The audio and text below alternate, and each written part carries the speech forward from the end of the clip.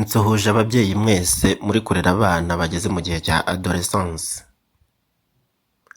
Niba uri umubyeyi ukaba urera umwana ugeze mu bugimbi cyangwa ubwangavu adolescence, ushobora kuba warigeze kwibaza uti ese ndacyari umubyeyi cyangwa smartphone yaransimbuye? Hari abadolesa benshi usanga bamara amasaha menshi kuri telefone buri gihe, bagasinzira batinze, bakabyuka bafite umunaniro, bigaragara yuko bafite amavunane ku maso. Ibi bituma badakomeza gukomeza amasomo yabo neza, kuko usanga n'igihe cyo kuvugisha ababyeyi ubwacyo aba badolesa barakiburiye umwanya. Ibi bikagabanura cyane umwanya wo kwiga. Ababyeyi benshi gake cyangwa kenshi barakaye cyane, hari abahitamo gufata telefone bakayibambura ku mbaraga, cyangwa wenda bakabateganyiriza ibihano bikomeye cyane. Ariko hari ikibazo, ese guhana muri ubu buryo byaba bibasha gukemura ikibazo gihari? Uyu munsi turaganira ku buryo wakoresha mu kubaka positive discipline, ugafasha umwana gukoresha smartphone neza, kandi ukabikora utamuciye intege mu buzima bwa buri munsi. Nyamara kandi ibi bikakorwa mutaremye n'intambara mu rugo, kuko mu rugo ari ahantu hakwiye ituze. Muri iki kiganiro turifashije umwanditsi bita Jane Nelson, nk'uko bivuga mu gitabo cye yise Positive Discipline for Teenagers. Uko abivuga, avuga yuko abana biga neza iyo bumvishe ko bubashywe kandi bumva yuko bahawe agaciro, kuruta igihe bahozwa ku nkeke cyane n'ibihano bihoraho. Aba ni adolescent. Iyi ni Isaac Inspire TV, jyewe ndi mwarimu Isaac mukunda kuganira. Wibuke gukora subscribe kuri uyu muyoboro niba utarayikoraho, ujye ugerwaho n'ibiganiro by'uburezi kurutaho tujyane mu kiganiro kugera ku musozo wacyo. Ushobora kuba ukunda ibiganiro nk'ibi byubaka uburezi ndetse n'umuryango. Reka tujyane cyane. Kuki smartphone ari ikibazo ku badolesa? Ikintu cya mbere ugomba kumenya ni uko smartphone ubwayo atari ikibazo muri rusange. Ikibazo ahubwo ni uko ubwonko bw'umwadolesa buba bugifite urugendo rwo gukura rujya mbere. Baba bakunda ibintu wenda bitanga ibyishimo, kandi ibyishimo byihuse, nka videos, games, TikTok, Instagram, Facebook, Snapchat ndetse n'ibindi. Iyo umwana abonye notification cyangwa wenda like, ubwonko bwe bwumva bwishimye. Ariyo mpamvu kumubwira yuko akwiye kurambika telefone hasi ako kanya bishobora kutamworohera kubyakira. Iyo rero byanze, ukwiye kutabifata nkaho yagusuzuguye gusa, kubera yuko n'ubwonko bwe buba bugifite urugendo. Niyo mpamvu positive discipline ivuga yuko ugomba kubanza kumva mbere yo guhana. Banza wumva impamvu. Hari ikosa rya mbere ababyeyi bajya bakora, kubera yuko ababyeyi benshi akenshi bazabiranwa n'uburakari, bakavuga nabi bati iyo telefone yimpe kano kanya, cyangwa bakavuga bati guhera uyu munsi njye mfashe umwanzuro nta telefone uzongera gufata. Iyo bikoze gutyo, wibuke yuko uba wangije ibintu byinshi cyane. Uyu mwana umwadolesa iki gihe yumva utari kumwigisha, ahubwo aba yumva ari nk'igihano, kandi wibuke igihano kiraryana. Bituma yiga amayeri menshi. Iyo bimeze gutya, wenda agahisha telefone, akiga gukoresha iz'abandi bantu wenda utanazi, ndetse azamura ikindi kintu cyo kujya kubeshya cyane. Positive discipline yo yigisha yuko ukwiye kurema icyo bita connection before correction. Connection before correction. Banza uhuze umutima n'umwana mbere yo kumukosora, mugirane ubucuti, mwubake isano. Kubaka isano mbere ya byose ni ingenzi.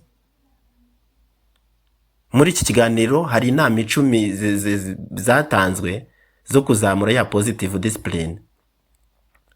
Ikintu cya mbere, ukwiye kuganira mbere yo gushyiraho amategeko. Ukwiye kudashyiraho amategeko uri wenyine ubwawe wiyicariye, ahubwo ukwiye kwicarana n'umwana wawe ukamubaza uti wowe ubona telefone yagombye gukoreshwa gute? Iyo umwana yagize uruhare mu gufata icyemezo runaka ku mategeko runaka azajya agenga umuryango, Amategeko burya yubahiriza adaca iburyo cyangwa ibumoso. Ikintu cya kabiri, ukwiye kumusobanurira impamvu, ntukamubwira uti nuko mbivuze cyangwa ndabitegetse. Amategeko burya ni meza, ariko amategeko atariho kubanza kumva undi muntu, cyane cyane uri muri iki gihe tuvuga adolescence, usanga ari ikibazo. Mubwira uti turashaka ko tubona wenda, ubundi wowe ubona, ushobora kumubwira uti wenda turashaka kwenda kubona igihe cyo gusinzira neza, ndetse ukabona igihe cyo kwiga ndetse no kuganira n'umuryango, kuko ni ingenzi. Kuri iyi ngingo ubundi iyo amenye impamvu muri kumubuza smartphone, abasha kubyumva kandi akabyumva neza bitakugoye. Ikindi cya gatatu ni uko ukwiye kumubera urugero rwiza.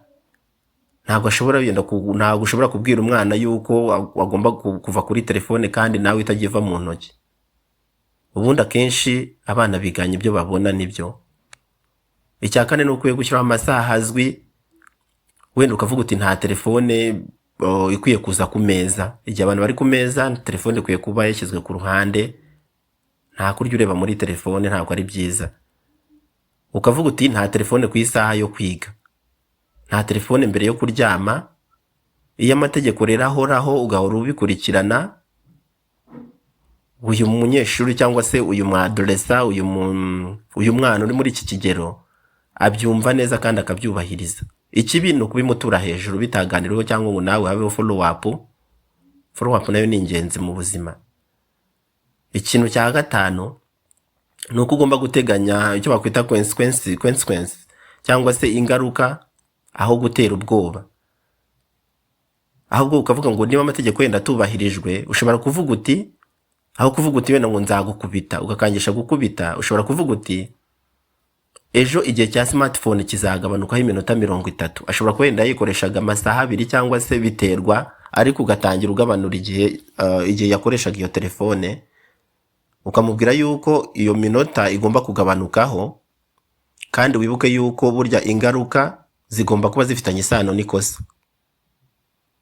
Ikindi cya gatandatu ni uko ugomba gushimira imyitwarire myiza. Iyo umwana yubahirije amategeko washyizeho mwafatanije nk'uko byavuzwe, ugomba kumubwira uti nabonye ko wahagaritse telefone kuri cya gihe twavuganye cyangwa twemeranyijwe. Ibyo bintu ndabigushimira. Gushimira ni ingenzi cyane, ntabwo ari uguhora umuntu burya gaya.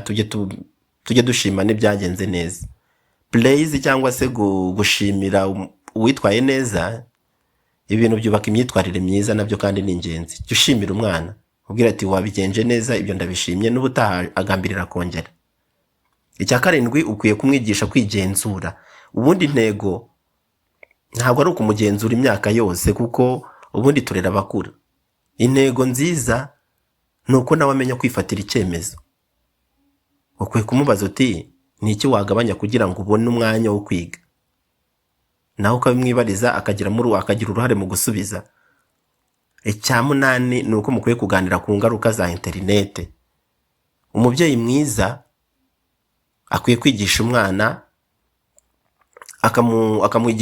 akamwibutsa ingaruka zo kureba filime pornographique ziboneka ku ma internet, ibintu bya scam, bya fake news, ibihuha binyura ku mbuga nkoranyambaga, nabyo bishobora gutuma umwana ajagarara mu bwonko.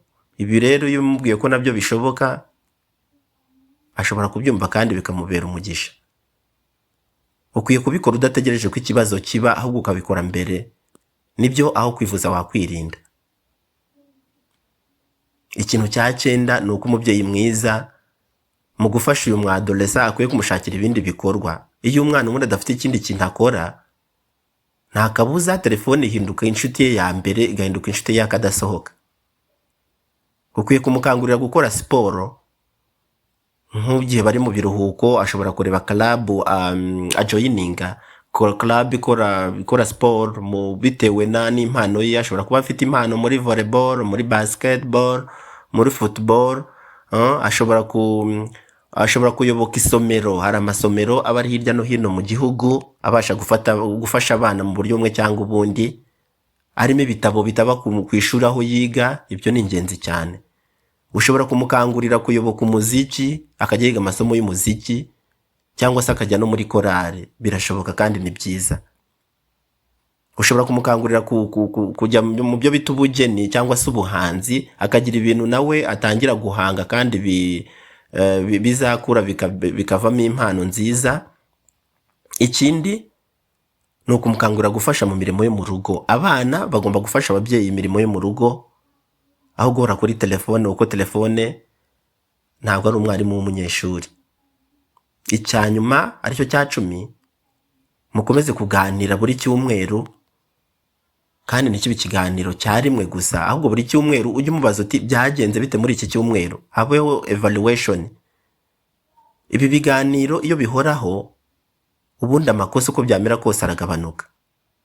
Ubundi ngo amaboko adafite imirimo akenshi akora ibintu bitari byiza. Hari ibyo rero wakwirinda, ukwiye kutabikora muri rusange. Kumusuzugurira imbere y'abandi bantu ntabwo ari byiza, kuko abadoresa igihe cyabo kiba kigoye. Ushobora ntumwite umuntu w'umusinzi ngo wenda ngo umwite umusinzi wa telefone, cyangwa ko yabaye addicted, ngo uhore wenda ubimucyurira cyangwa se umukangisha bya buri munsi. Ukwiye kutamwambura telefone nta bisobanuro wamuhaye. Banza umuganirize, umubwire impamvu, mubigeho inama kandi birakunda. Iyo wamuhaye umwanya mukaganira, abadoresa bahinduka abana beza. Irinde kumugenzura buri segonda, kuko ibyo nabyo byakwangiza icyizere. Wasanga aho yicaye ugenda uzi unekuza ibyo ari kureba, ntabwo ari byiza. Ahubwo iyo wamuhaye umurongo mukabiganiraho mbere, ugomba kumugirira icyizere muri wa mwanya we, akareba nyine ibyo ashaka, birumvikana, kuko umwadoresa aba atangiye kuba umuntu nawe wakwita mukuru, aba amaze kumenya gutandukanya ururo n'icyatsi. Keretse gusa igihe wabona ayoba, ariko ukwiye kumuba hafi kugira ngo umugire inama nziza. Ariko kumugenzura buri segonda ubwabyo nabyo bibonamo ikibazo kandi biramubangamira. Hari urugero rw'ikiganiro umubyeyi ashobora kugirana n'umwana w'umwadoresa. Umubyeyi ashobora kuvuga ati, nabonye umaze igihe kinini kuri telefone, ubundi wowe ubitekerezaho iki? Umwana ashobora kuvuga ati, natinze kuri telefone kubera ko nari nkivugana n'inshuti yanjye. Umubyeyi ashobora kuvuga ati, ndabizi inshuti ni ingenzi. Yego, inshuti ni ingenzi nibyo, ariko ndifuza ko yuko wabona umwanya wo kwiga ndetse ukagira n'umwanya wo kuruhuka, ntabwo iteka wara kuri telefone. Hanyuma umubyeyi akabaza umwana ati, urumva twakorana yahe masezerano kuri iyi ngingo? Umwana ashobora kuvuga ati, nakoresha telefone nyuma yo kwiga.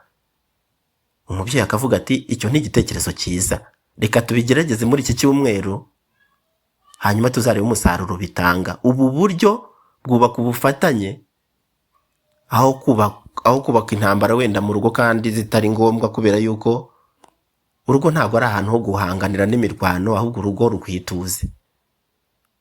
Reka dusatire umwanzuro. Babyeyi rero, intego ya positive discipline ntabwo ari ukugira abana batinya ababyeyi kugira ngo abana bahinduke ibikange, cyane yuko ababyeyi ntabwo ari intare ziba mu muryango, ahubwo ababyeyi bayobereho gufasha abato kugira ngo nabo batoze kuzaba abantu b'ingirakamaro mu buzima. Igihari ni ukugira abana, ahubwo ikiba kigamijwe ni ukugira ngo abana wenda bashobore kugera ku rwego rwo kwifatira ibyemezo kandi byiza, kabone kandi niyo mutaba muri kumwe. Ntabwo buryo umwana gukora icyiza kubera ko umureba, ntabwo ngo ari positive discipline, ahubwo umwana ufite positive discipline ni wa wundi ukora neza kabone niyo nta muntu waba umureba. Ibyo nibyo dukwiye gutoza abana bacu. Smartphone ntabwo igomba kuba umwanzi w'umuryango, cyane cyane ikoreshwa neza, ahubwo yahinduka igikoresho cyiza cyo kwiga, kuganira n'abandi bantu bari ku ntera ndende, ndetse ishobora no gufasha umwana uri muri icyo kigero guteza imbere impano ye. Ashobora kuboneraho amasomo atandukanye, inama runaka. Yego, telefone ubwayo ntabwo ari ikibazo, ahubwo ikibazo ni iby'ikoreshwa. Ariko kugira ngo nyine iyo telefone ikoreshwe neza, bisaba ababyeyi beza bazi kuyobora, aho gushyiraho amategeko ari aho ngaho gusa. Ushobora kuba hari ikintu nubwo cyaba kimwe wungukiye muri iki kiganiro, ariko ihangane wongere wiki ngiki cya kabiri. Jya wubaka umubano n'umwana mbere yo gukosora imyitwarire ye. Umubano ni ingenzi cyane. Connection before correction. Ndabashimiye rero mwebwe mwakurikiye iki kiganiro kugera ku musozo.